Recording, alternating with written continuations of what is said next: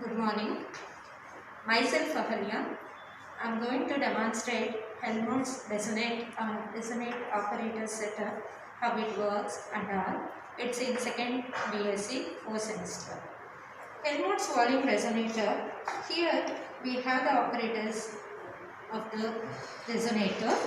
So here we have filled up the water. So the neck of the bottle is slightly, the diameter of this neck is slightly smaller when compared to this. This was designed by the scientist Helmholtz, hence the name Helmholtz volume resonator. It works on the principle of resonance. Resonance means when we tune up the frequency of the tuning fork matches with the air gap, then the energy transfer takes place, hence we can observe maximum sound. Here we need Helmholtz volume resonator filled with water and beaker with the tuning forks. As you know that tuning fork we have prongs with the stem. If we plug the tuning fork against the rubber pad, so the sound waves are generated alternatively, compression and rarefaction can be observed. These sound waves enter into this tube. We allow the water to flow out. Once the air gap frequency exactly matches with the tuning fork, we will observe the maximum sound. So I will plug it against the rubber pad and I will hold it at the open end. I will allow the water to flow out.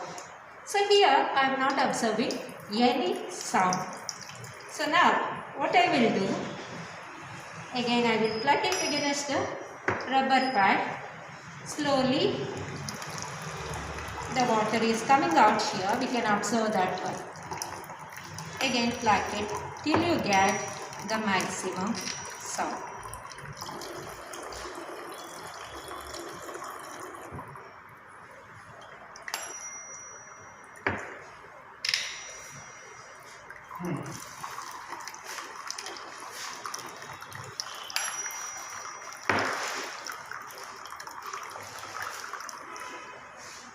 So at this point,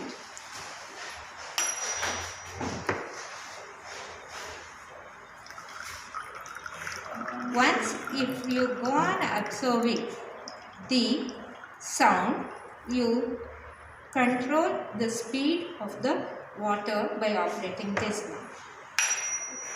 Once we observe the maximum sound, what we can do, we stop the flow of water. Again, you take out this beaker and measure the volume of the water using measuring jar. Okay, so you can measure it. Here, it is labeled up to 100 cc. So if it is greater than that one, you can transfer this into the beaker or another volume resonator. Again, you pour it. So you note down the volume of the water. So this gives the reading in cc.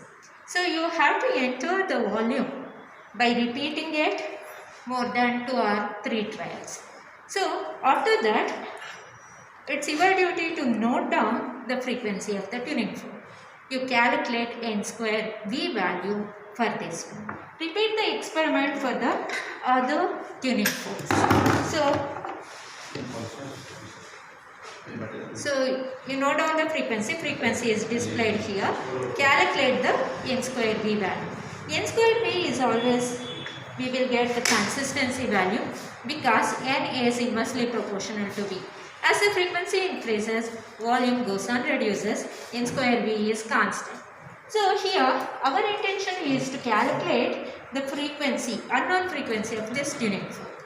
So n square V, for the known frequency values we have calculated n square V value.